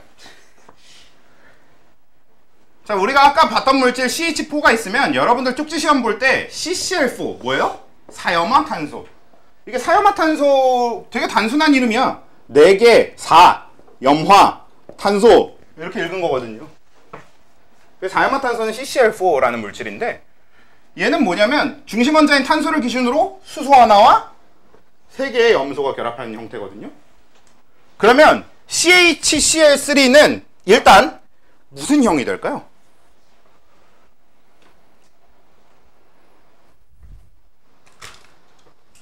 중심원자인 탄소를 기준으로 전자쌍이 몇 개예요? 주변에 4개입니다. 그쵸? 탄소와 수소 사이의 공유전자쌍, 탄소와 염소 사이의 공유전자쌍 3개. 그래서 총 4개. 그쵸? 그러면 중심원자인 탄소를 기준으로 주변에 전자쌍이 4개가 되는 건 맞는데요. 정사면체는 안 되는 거. 그쵸. 정사면체가 아니게 됩니다. 왜냐면 그냥 봤을 땐 정사면체긴 해. 근데 이게 아까 공유 비공유 비교할 때랑 비슷한 얘기가 되는데 지금 요 3개는 염소랑 연결되어 있고 요건 수소랑 연결되어 있다고 해봅시다. 그러면 염소와 탄소 사이의 전자쌍과 탄소와 수소 사이의 전자쌍의 위치는 서로 어떻겠어? 달라요. 전기염성도 차이가 다르니까. 그래서 염소랑 탄소 사이의 전자쌍이 전기염성도 차이가 더 적기 때문에 조금 더 중심에 가깝게 전자가 있게 될 거고요. 아니네요. 수소랑 탄소 사이가 더 차이가 적은 거죠. 네. 수소랑 탄소 별 차이가 없어 보인다. 계산을 해봅시다. 2.1이랑 탄소 몇입니까? 2.5인가요? 그러네요. 그리고 염소가 3.0인데 0.4랑 어이구 차이도 더럽게 없다 야. 0.5니까 네. 그러면 수소랑 탄소 일대 거리 요 전자가 위치하는 데랑 탄소랑 염소 사이의 전자가 위치하는 데가 서로 다르겠죠. 근데 심지어 어떻게 다르냐면 얘는 얘가 0.4 큰 거니까 그 탄소 쪽으로 잡아당겨 와서 있을 거고요. 여기는 염소 쪽이 더 크니까 염소 쪽으로 잡아당겨져서 가서 있을 거거든요. 그러니까 차이가 생각보다 꽤 큰 거야. 그러니까 결국 각각의 전자 위치가 달라지거든. 그리고 이렇게 전자가 존재하는 위치가 달라지면 반발 범위도 달라지는 거예요. 비공유가 한쪽만 잡아당기니까 반발 범위가 엄청 커졌던 것처럼 이 전자쌍이 어디에 있냐에 따라서 반발 범위가 달라지거든요. 그러니까 여긴 수소고 여기가 염소면 이 결합각은 정확하게 서로가 다 109.5도일 수가 없죠. 왜? 이 전자, 수소한테 있는 전자랑 이 세 개의 전자끼리랑은 반발 범위가 서로 다른 상태니까요. 그래서 결합각이 달라집니다. 근데 어떻게만 아시면 되냐면요. 109.5도 근처야. 단 109.5도는 아니긴 해. 이 정도로만 아시면 돼요. 그러니까 무슨 얘기냐면 CHCl3라는 걸 여러분들이 봤을 때 그래도 얘가 뭘 기반으로? 109.5도를 기반으로 하고 있다는 건 생각하실 수 있어야 되는 거고요. 그러니까 왜냐면 CH4랑 CHCl3는 그냥 대충 봤을 때 생긴 건 똑같아. 근데 내부적으로 따져봤을 때 결합각은 서로 다 정확하게 109.5도일 순 없는 거지. 그래서 우리가 보통 그런 걸 약 109.5도 이런 정도로 표현하면 됩니다. 옛날 문제는 결합각이 109.5도보다 클지 작을지도 물어봤었거든요. 그래서 지금도 문제집에는 그런 문제들이 좀 남아있어요. 근데 그런 연습은 좀 나중에 차후에 하더라도 지금은 당장은 그래도 109.5도 근처 값이라는 것 정도는 생각할 수 있대. 근데 정확하게 109.5도는 아니다. 이런 정도만 이제 이해하고 있으면 될 것 같다는 거죠. 그리고 이렇게 서로 결합각이 109.5도가 아니게 바뀌었기 때문에 정사면 체형이 아니게 됩니다. 그러면 CHCl3는 뭐가 돼? 사면 체형이 돼요. 그리고 얘는 뭐가 되게? 극성 분자가 됩니다.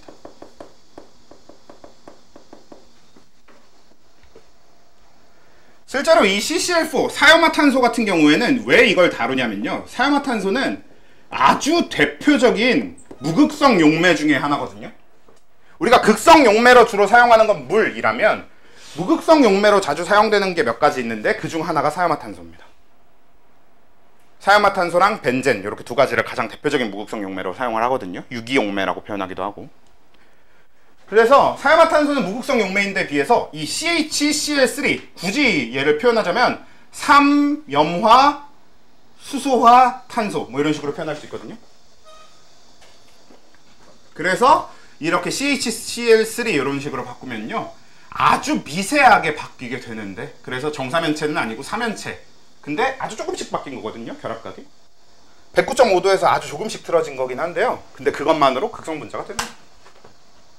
쌍모합이 0이 될 수가 없으니까. 그쵸?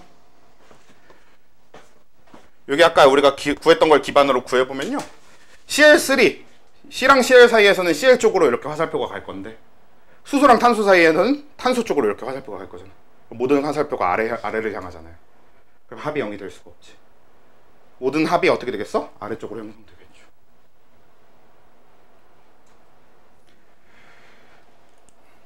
그래서 여기를 이해하려면 어느 정도 그 공간지각적인 능력이 필요하긴 한데 잘 안 되면 뭐 외워서라도 하면 되니까. 일단 그렇습니다. 얘가 일단 기본적인 형태고요. 그러면 여기서 조금 더 가봅시다. 조금 더 가겠다고 했지만 오히려 이쪽이 더 쉬울 수도 있어. CO2. 아이고 미안합니다. 괜찮아? 아니, 살짝 부딪혔어. 미안해. 나 진짜 살짝 부딪혔는데. 아 놀라서. 아 그래. 아, 나 진짜 놀랬어.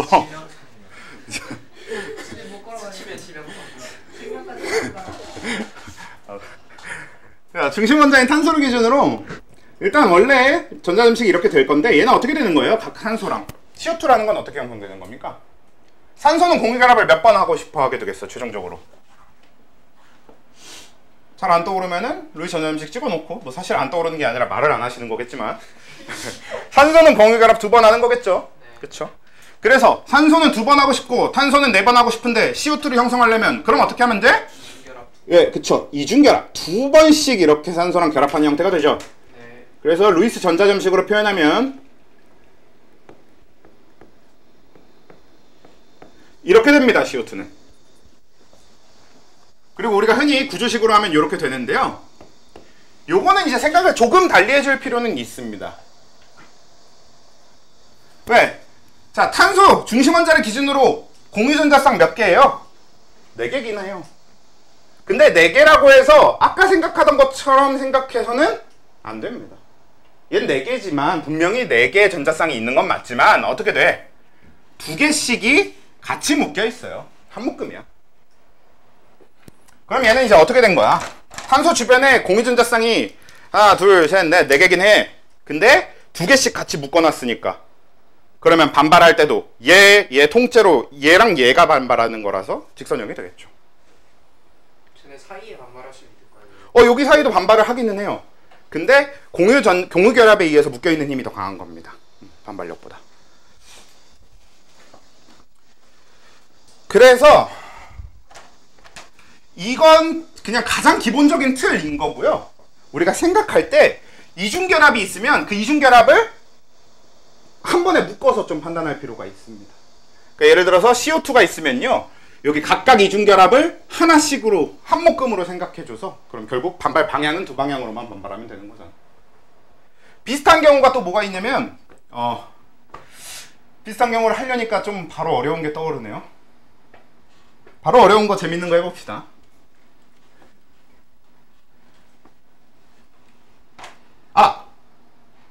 그럼 그 얘기를 하기 전에 이거 마무리나 좀 지어놓고 가볼까요? 그럼 얘는 무슨 형이라고 부르는데? 직선형. 결합각은 180도, 그쵸? 두 방향이면 결국 180도가 제일 먼 거잖아요. 그리고 그럼 얘는 극성이게 무극성이게? 무극성 분자가 됩니다. 근데 공유결합 이 자체는, 이 이중결합, 이 공유결합 자체는 뭐야? 극성. 공유결합이. 그래서 이 탄소랑 산소 이 부분만 딱 떼서 물어보면 쌍극자. 오케이? 자, 그러면 여기서 HCHO라는 물질을 한번 다뤄볼게요. 혹시 무슨 물질인지 아십니까? 그냥 CH2O 이렇게 표현하기도 해요. 네. 우리 1단원에서 했었잖아. 저거 평면선박형인데. 맞아요. 그걸 말하면 어떡합니까? 1단원 할때 배웠는데 쌤이 한 평면에 있다고. 네. 포말데하이드고 한 평면에 있고 맞는데 그걸 우리가 여태까지 했던 내용으로 합쳐보면 결국 어떻게 되겠어? C 가운데 있고. 그쵸? 탄소가 있을 거고 탄소의 4개의 전자쌍이 각각 어떻게 공유될지, 그러니까 사실은 여러분들이 지금 방금 얘기한 이런 정보들이 주어지지 않아도 생각해 볼 수 있잖아요, 이제. 왜냐면 탄소 C 이렇게 되어 있지만 결국 중심원자가 탄소예요. 선생님, 중심원자는 어떻게 찾아요? 중심원자는 탄소가 있으면 탄소가 무조건 중심원자입니다. 왜? 탄소는 4번이나 결합을 하기 때문에 탄소가 있으면 무조건 탄소가 중심이에요. 나머지를 최대한 그 탄소한테 붙이려고 해보면 됩니다. 그러니까 적혀있긴 이렇게 적혀있지만 결국 수소, 산소가 전부 다 탄소한테 붙어있는 거거든요. 그러면 탄소는 4번 결합, 근데 산소는 2번 결합, 수소는 각각 1번 결합. 그럼 이런 식으로 되지 않을까? 그쵸? 그러면 얘도 중심원자인 탄소를 기준으로 주변에 공유전자쌍이 4쌍이긴 하거든요. 근데 4쌍이어도 어떻게 돼? 반발 방향은 몇 방향으로만 반발하면 됩니까? 3방향으로만 반발하면 됩니다. 그래서 그러면 이렇게 평면삼각형이 되겠죠. 근데 이왕 이렇게 얘기가 나온 김에, 포말데하이드 얘기를 한 김에 한번 거기까지 생각을 해봅시다. 자, 이렇게 됐어. 그럼 일단 얘는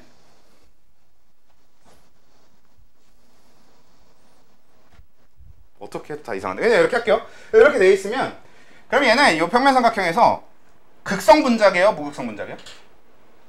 극성이잖아요. 일단 극성 분자입니다. 사실 극성 분자를 판단할 때 저걸 토대로 일단 다 판단을 해주되 뭐만 좀 생각하면 되냐면요. 중심 원자를 기준으로 주변 원소가 서로 다르잖아? 그럼 무극성일 수가 없어요. 기가 막히게 벡터의 합이 여길 수도 있잖아요. 기가 막히게 벡터의 합인 여긴 경우가 왜 안 되는지는 뒤에 한번 다뤄볼 겁니다.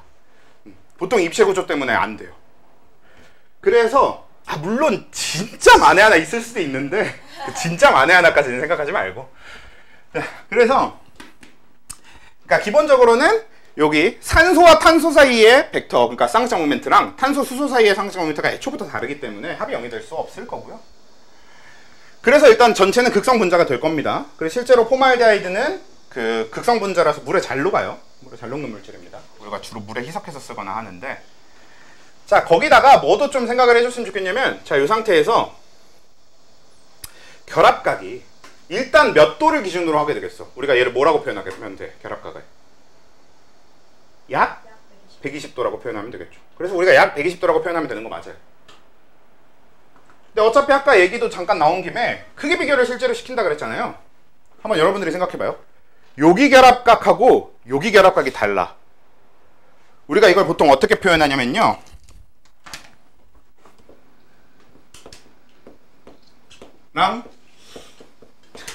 이렇게 표현합니다. 이게 뭐겠어? HCO 사이의 결합각. 즉 지금 여기서 요 이중결합이 있는 요 위쪽으로가 여기 산소잖아요.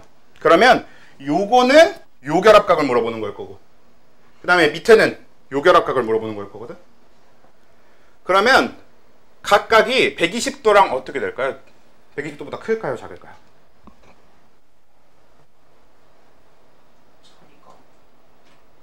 느낌이 오는 대로 해주면 돼. 그게 복잡하지 않습니다. 여기 결합각이 120도보다 크겠고 여기 결합각이 120도보다 작겠죠. 왜? 여긴 지금 전자쌍이 몇 개나 묶여 있으니까 2개, 총 4개의 전자가 묶여 있기 때문에 다른 것보다 반발 범위가 크겠죠. 그래서 요 사이 결합각이 요 사이 결합각보다 커지게 됩니다. 여기가 120도보다 살짝 큰 값을 갖고요, 여기가 120도보다 살짝 작은 값을 갖게 되는 거죠. 이중결합의 쌍극적 모멘트는 어떻게 구해요? 이중결합의 쌍극적 모멘트도 같은 방식으로 구하면 되긴 합니다. 값이 다르지 않아요? 그걸 2배 해주면 되는 거죠. 정확히 2배예요? 네. 실제로 그냥 그렇게 할 거예요. 그것도 엄연히 따지면 좀 다를 수 있는데 그렇게까지 엄연히 따지질 않습니다. 그래서 보통 그냥 그렇게 해줘. 그냥 2배를 해줄 거예요. 오케이? 자, 그래서 분자 구조도 이런 식이 되는 건데, 4단원 들어가긴 어차피 글러 먹었으니까 원래 우리 4단원 하려고 했어요. 4단원 초반부를 좀 할 수 있으면 할까 했는데요. 3단원 다 했어요. 요게 3단원 마지막 내용입니다. 오씨, 그 얘기 잘했다. 설명 안 한 게 있네요. 큰일 날 뻔했네. 자, 그러면 여러분들, 그래, 말 나온 김에 이런 물질 한번 보고 갑시다. 하나의 물질입니다. 이게 하나의 분자예요. NH3BF3라는 분자가 있어요, 실제로. 얘는 어떻게 된 걸까요?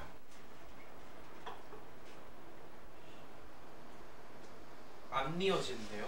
그치? 기본적으로는 안 이어지는 게 맞아. 자, 근데 우리가 처음 보는 거를 어떻게 뭘 이용해서 해보면 좀 한번 고민해 볼 수 있다고 얘기했었냐면, 루이스 전자점식을 이용해 보면 좋다고 했죠. 한번 해볼게요. 자, 얘 NH3를 먼저 그려보면 질소 중심으로 하나의 비공유자쌍, 그리고 요게 전자쌍 하나씩 놓으면 되겠고요. 그 다음에 NH3 먼저 이제 마저 완성을 해보면, 여기 수소 하나 공유결합 시키면 되겠고요, 여기 수소 하나 공유결합 시키면 되겠고요, 여기 수소 하나 공유결합 시키면 되겠고, 이러면 질소 주변에 전자가 총 8개가 되죠. 그럼 우리가 이걸 가지고 뭐라고도 표현하냐면, 중심원자의 뭐를? 옥텟 규칙을 만족한다. 중심원자가 옥텟 규칙을 만족한다. 이렇게도 표현합니다. 그래서 이렇게 되겠고, 그럼 BF3를 보면요, BF3 진짜 더럽게 귀찮다. 자, 붕소, 중심원자인 붕소한테 이렇게 루이스 전자점식이 이렇게 될 겁니다. 저는 전자쌍 반발 원리를 이용해갖고 얘를 처음부터 이렇게 삼각형으로 나눠놓고 싶은데요 하시면 그렇게 그리셔도 돼요. 난 싫으니까 그냥 이렇게 할게요. 그래서 이렇게 해놓고, 그 다음에 여기다 플로린을 이렇게 하나씩 공유시켜서 붙여놓으면 될 겁니다. 근데 얘가 왜 귀찮냐면, 전자점식을 완성하려면 플로린 주변을 다 찍어야 되네요. 안타깝다.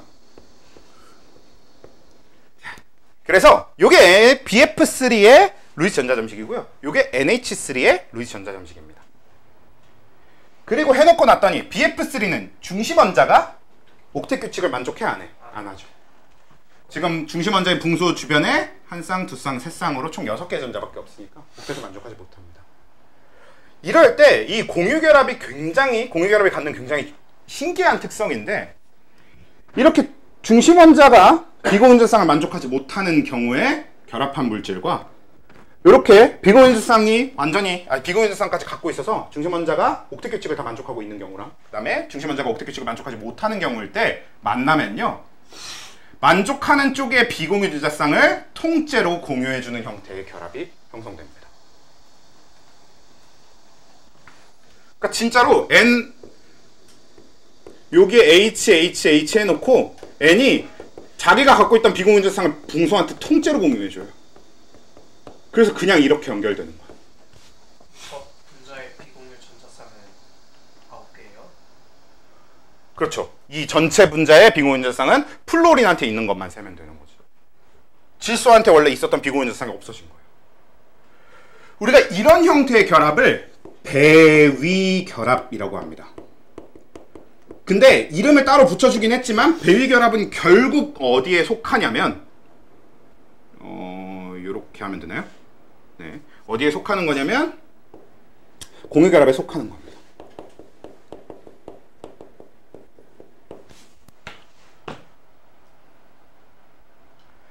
그러니까 배위결합이라는 거는 아주 특이하게 전자쌍, 비공유전자쌍을 통째로 공유해주면서 형성되는 형태의 결합을 배위결합이라고 해요. 근데 이 배위결합이라는 게 공유결합의 일부입니다. 결국은 전자를 공유해주면서 일어나는 거니까. 그래서 좀 굉장히 특이한 형태의 공유결합이다 정도가 되는 거죠. 그러면 NH3BF3의 형태는 어떻게 되게? 우리가 얘 분자구조의 형태를 표현하라 그러면 표현하지 못합니다. 왜? 전체 형태로는 당연히 표현이 어렵거든. 실제로 이렇게 되면 중심원자가 2개가 되는 거거든. 이렇게 중심원자의 개수가 늘면 평면인지 아닌지 정도만 얘기해요. 분자 구조로 얘기하기는 어려운 상태가 됩니다. 근데 그래도 결합각은 다 따져볼 수 있지. 이거 결합각 몇 도예요? 어차피 거의 다 비슷해요. 약으로 표시하면 돼. 약? 각각의 모든 전자쌍끼리의 각도가 어차피 약 109.5도입니다. 그렇겠지. 왜? 이쪽 중심 원자인 질소를 기준으로 주변에 전자쌍, 공유전자쌍이 몇 개? 4개. 이쪽의 중심인 붕소를 기준으로 주변에 공유전자쌍이 몇 개? 4개. 중심 원자 주변에 공유전자쌍 4개일 때 결합각도가 109.5도. 물론 얘는 배위결합을 했으니까 그러면 얘 때문에 결합각이 달라질 수 있잖아요. 그래봤자 약 109.5도. 109.5도에서 조금 벗어나는 겁니다. 되게 특이한 게 NH3일 때보다 배위결합을 하면서 얘는 결합각이 커지는 거죠. BF3 기준으로는 BF3일 때보다 공유결합하면서 결합각이 엄청 크게 작아지지.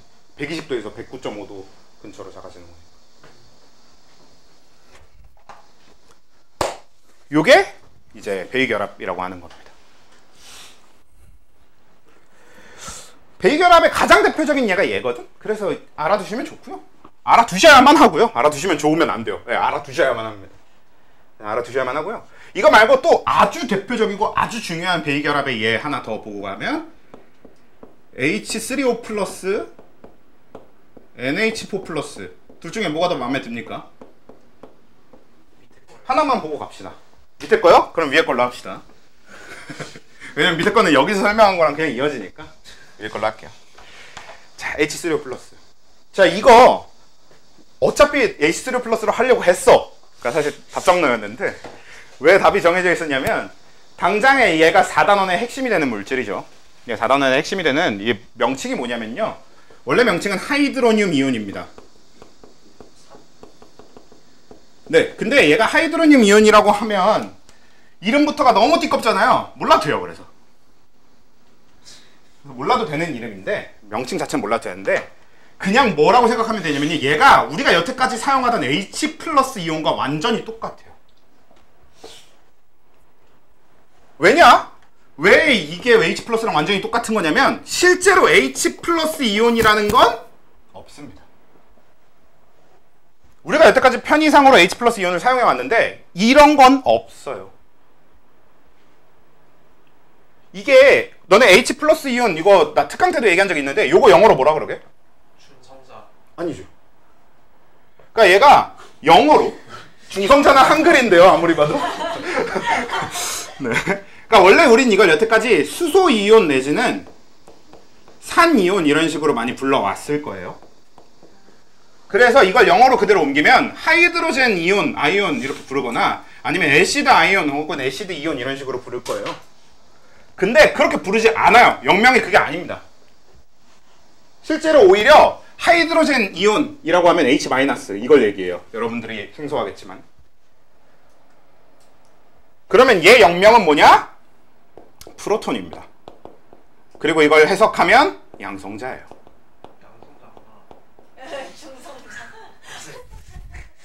자, 왜냐면 우리가 구조적으로 H 플러스를 한번 생각해보자. 자, H라고 하는 수소 원자가 있으면 H 플러스 이온이 되려면 전자를 하나 어떻게 돼야 돼? 버려야 되죠. 그러면 수소 원자 핵만 남거든? 네. 근데 여러분 수소 원자 핵 안에는 뭐밖에 없어? 양성자 하나가 끝이거든요. 근데 여러분들이 핵에 대해서 오해하는 것 중에 하나가 핵이 무슨 핵이라는 게 따로 있어서 그 안에 뭐가 들어있는 개념으로 생각하는데 그게 아니라 핵 자체가 양성자, 중성자 덩어리예요. 근데 지금 중성자가 하나도 없거든? 그럼 진짜로 H 플러스 이온이라는 건 양성자 하나가 덩그러니 있는 겁니다. 즉 그냥 양성자예요. 그래서 대학교 이후에서 양성자 혹은 프로톤을 적기 귀찮을 때 다 H 플러스로 표기해요. 실제로 H 플러스가 양성자이기 때문에. 근데 이게 뭐랑 이어지냐면 그러면 H 플러스라는 이온은 자연 상태에서 존재할 수 없는 게 됩니다. 왜냐면 H 플러스라는 게 이온으로 존재한다는 얘기는 얘가 독자적으로 자유롭게 움직일 수 있어야 되거든요. 최소한 물 안에서. 물론 이온이 그냥 있으면은 그건 힘들고 우리가 기체 상태 이온을 플라즈마라고 하기도 하는데 그 플라즈마는 빼고 생각해보면 우리가 흔히 알고 있는 이온은 다 물 안에 녹아있는 형태란 말이에요. 그러면 적어도 물 안에서 H 플러스가 따로 있을 수 있어야 된다는 소리인데 이건 양성자가 따로 있다는 얘기가 다름없거든요. 그래서 제가 가장 많이 드는 비유인데 산성용액 대표적인 거 콜라 생각해 봅시다. 자, 우리가 여러분들이 편의점에 가요. 콜라를 삽니다. 근데 만약에 그 콜라가 산성이니까 그 산성을 띠는 이온인 H 플러스 이온이 실존하잖아? 그럼 여러분들이 콜라캔을 흔들면 핵폭발이 일어납니다. 핵폭발이 일어나요. 양성자끼리 부딪히면서 상호작용해요.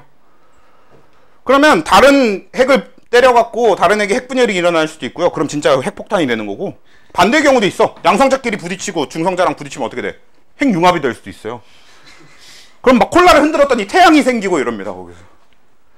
경제적인 그치. 말이 안 되지. 그러니까 사실상 말이 될 수가 없는 거죠. 그리고 실제로도 그래서 불가능해요. H 플러스라는 게 실존할 수가 없어. 저런 이온이 존재할 수가 없어. 근데 우린 여태까지 편의상 그냥 H 플러스라고 해왔습니다. 그럼 실제로 H 플러스는 어떻게 존재하냐면 실제로 H 플러스가 존재하는 형태가 이 H3O 플러스예요. 자, 그럼 쟤는 어떻게 만들어진 거냐? 우리가 알고 있는 H2O를 다시 루이스 전자점식으로 해보면 이렇게 그려집니다. 단, 요 얘기 좀 해볼게. 여러분들이 물에 대해서 루이스 전자점식을 하면 요거 말고 요렇게 그려도 원래는 상관이 없어요. 근데 우리 학원에서 쪽지 시험 볼 때만큼은 이렇게 하면 틀리게 할 겁니다. 왜냐면 저렇게 하면 자꾸 직선형으로 착각하게 되거든. 에이 선생님 누가 그래요? 다 그래요. 누가 무슨 식선이야. 아 이게 진짜 근데 이렇게 그리는 걸 습관을 들여놓잖아? 그러면 시험 때 바쁘잖아? 그러니까 물질이 뭔지 생각 안 하고 자기가 그려놓은 것만 보고 풀거든요 그냥.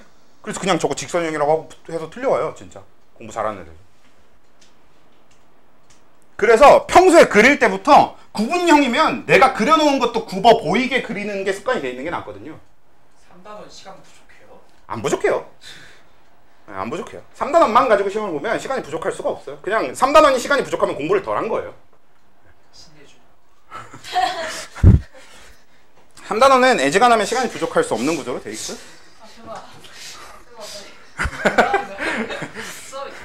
자, 아무튼 자, 그래서 얘는 그냥 이렇게 그리면 되는 거긴 한데요. 그러면 여기다가 H 플러스, 즉 양성자가 어떻게 되냐면 배위결합을 합니다.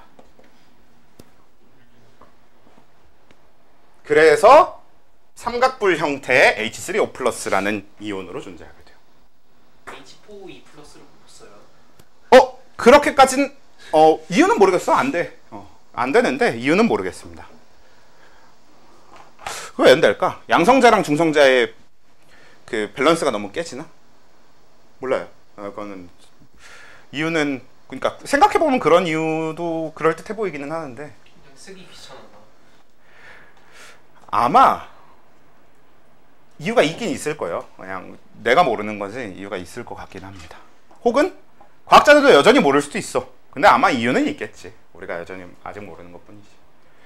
그래서 이렇게 되는 요것도 마찬가지로 H3O+라는 애도 요 하이드로늄 이온도 가장 대표적인 베이결합의 예가 됩니다. 근데 결국은 쟤를 베이결합이라고 따로 뽑아서 부르더라도 베이결합 자체가 뭐의 일부? 공유결합의 일부라는 걸 생각해줘야 돼. 그러니까 쟤도 결국 그냥 쟤 공유결합했다라고 해도 일단 맞는 말인 거예요. 근데 조금 더 디테일하게 들어갔을 때 공유결합 중에 특이한 베이결합이라는 걸 한 거지. 자, 그래서 이런 게 있고요. 끝낼까? 사실 여러분들한테 이제 CH3COH 이거 분자 구조 따지는 거 해보자 이러고 끝날라 그랬는데 저거 분자 구조도 외우고 있는데. 아니 외워서 알지 말고 가운데 C 두 개. 물질 자체는 익숙하잖아. 그렇죠? O 하나 이중결합하고. 이거 요 정도는 아직 9분 남았으니까 요 정도까지 딱 요걸 마지막으로 끝냅시다. 요건 어떻게 될까요? 어떻게 생겼는지 그리기만 하고 끝내고 자세한 얘기는 다음 주에 하면 되겠다. 딱. 근데 저거 진짜 외우고 있는데. 근데 외우고 있으면 좋아요. 이번에 외우고 있는 거 잘 쓰면 돼.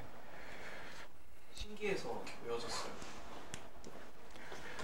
근데 이제 우리가 3단원의 목표가 처음 보는 것도 맞추겠다가 목표였으니까 그리는 방법으로 알면 좀 더 좋겠지. 근데 사실 외우고 있으면 그것만으로도 그리는 데 도움이 되니까.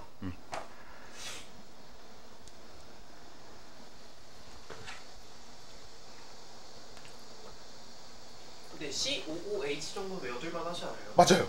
그래서 안 그래도 이따 그 얘기를 할 거예요. COOH 정도는 그냥 외워두는 게 낫습니다. 두 가지 COOH랑 CHO 얘네들은 작용기라고 부르는 애들이기 때문에 얘네들의 형태는 그냥 외워두는 게 낫습니다.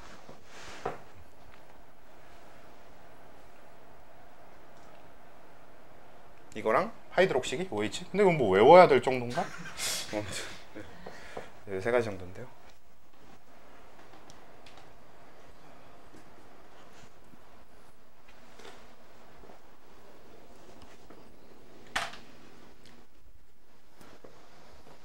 그냥 해봅시다. 네. 일단 근본적으로 중심 원자는 탄소를 기준으로 하자 그랬으니까 탄소를 갖다 놓으면 돼요. 근데 탄소가 두 개니까 탄소 두 개를 갖다 놓고 뭐부터 하면 되냐면요. 사실 연결부터 하면 됩니다.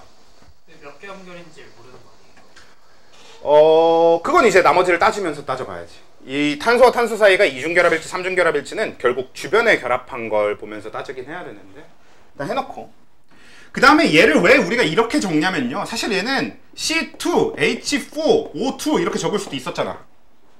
근데 왜 이렇게 적어줬냐면 CH3가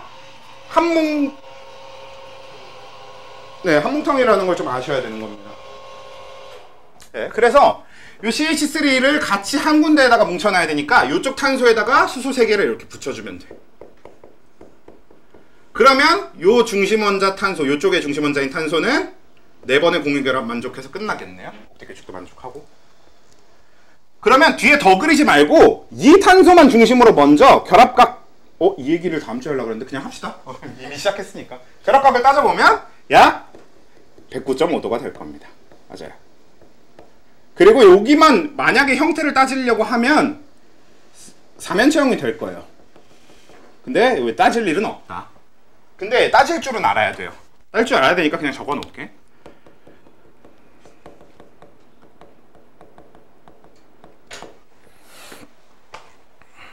그 다음에 이제 뒤에를 마저 이어볼게요. 그럼 이제 우린 COH 쪽을 완성을 해야 되는데 그러면 중심원자 탄소를 기준으로 산소 2개와 수소 하나를 연결을 해보면 방법은 수소 하나 해놓고 산소 하나 해놓고 산소 하나 해놓고 이런 방식도 되긴 할 거예요.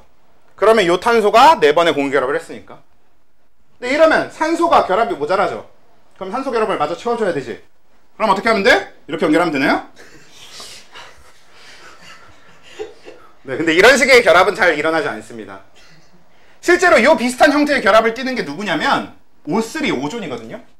O3, 오존이 산소, 산소, 산소 이렇게 공유 결합을 하고 있어요. 하나 비어 있는 걸로 알아요. 아, 비어있지 않아요. 그래요? 네. 전에 찾아봤었는데. 비어있지 않고 그걸 이제 비어있는 게 아니라 뭐라고 하냐면 그 공명결합이라고 하거든요. 네, 근데 공명결합도 한 번 뒤에 간단하게 설명을 하긴 할 건데 그 결합이 끊어져 있는 건 아닙니다. 결합이 되어 있어요. 이렇게 되어 있는 게 O3라고 하면 돼요. 근데 실제로 오존은 그래서 어떤 물질이냐면요, 진짜 더럽게 불안정합니다. 너네 오존이 엄청난 독성 물질인 거 알아요? 사람이 오존을 마시면 되게 큰 일이 나. 그러니까 되게 독성이 강해, 오존 자체가. 왜냐면 얘가 워낙에 불안정해서 몸 안에 들어오면 산소 하나가 떨어져 나오면서 우리 몸에 갖은 악영향을 주고 다닙니다. 우리가 이 독립적으로 존재하는 산소를 활성산소라고 하는데, 활성산소는 그 자체로 정말 많은 역할을 할 수 있어요. 보통 가장 쉽게 나타나는 게 활성산소에 의해서 나타나는 가장 흔한 증상이 암입니다. 세포 노화나 암. 아무튼 이거 이제 쓸데없는 얘기였고. 그래서 이런 형태로 결합하는 건 잘 안 해요. 그러니까 여러분들도 할 때 일부러라도 이렇게 이으면 될 것 같아 보이는 건 그냥 안 하면 됩니다. 그러면서 완성을 해야 되거든? 근데 아무리 봐도 지금 이걸 그대로 두고는 완성되지 않겠죠. 그럼 방법을 좀 찾아봐야 되겠네? 어떻게 하면 되겠어? 수소를 떼서 대신에 여기다 이중결합을 연결해주면 일단 탄소 4개는 여전히 완성되어 있죠. 그리고 이렇게 하면 이 산소가 뭐가 됐어? 완성되어 있는 거 아니야? 그럼 수소가 남았는데 어차피 지금 이 산소가 결합 하나가 남았잖아요. 그럼 연결해주면 되겠죠. 이런 식으로 생각해서 고민해서 그려볼 수 있으면 제일 좋지 않겠냐는 거죠. 우리가 이전에 3단원 시작할 때부터 그런 얘기를 했었잖아. 3단원이 가장 유용한데 왜 유용하냐면 처음 보는 물질이라도 다 성질을 알 수 있게 되는 게 유용한 점이다 였으니까. 거기에서 가장 핵심이 이 분자 구조를 본인이 생각해서 그려서 완성해 볼 수 있는 게 되게 중요한 겁니다.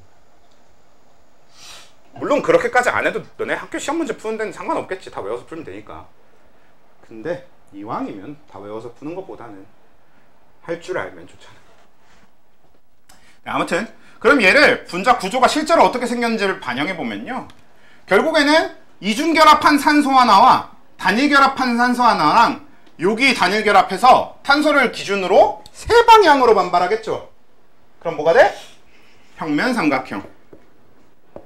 이렇게 될 겁니다. 그리고 요 산소를 기준으로는 여기 탄소와 공유결합한 거 하나랑 수소와 공유결합한 거 하나랑 반발하면서 구분형이 되겠죠. 나머지 비공유전쌍까지 해서.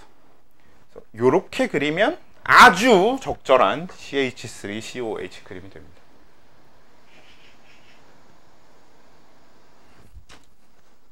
그래서 COH 작용기는 아예 외워두는 것도 좋아요. 그래서 우린 저렇게 그릴 거예요. 그러니까 이것도 마찬가지로 사실 COH 그냥 이렇게 그려도 되거든요.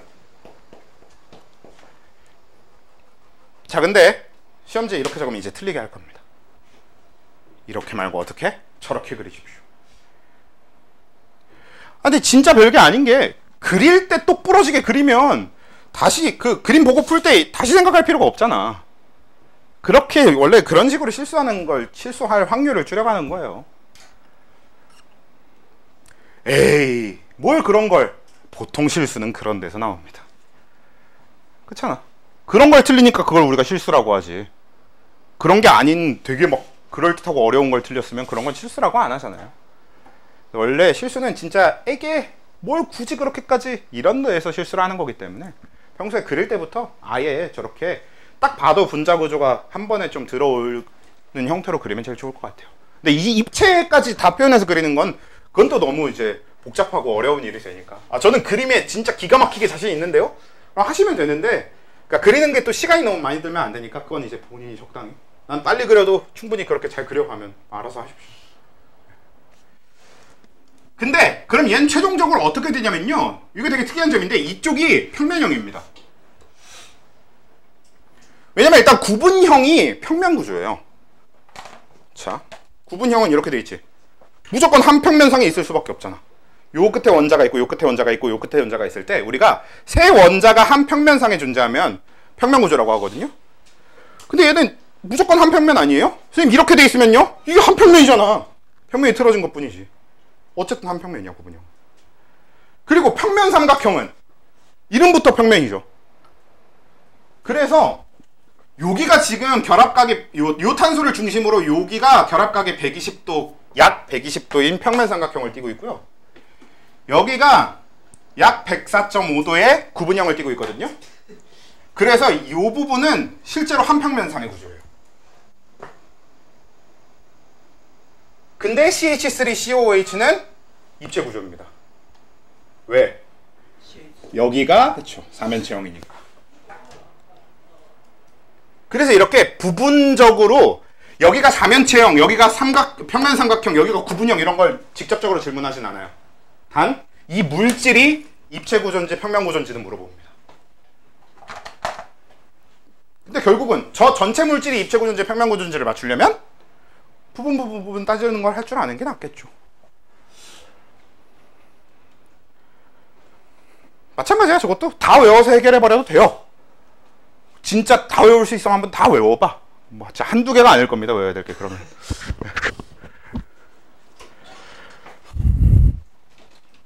그래서 이렇게 됩니다. 끝.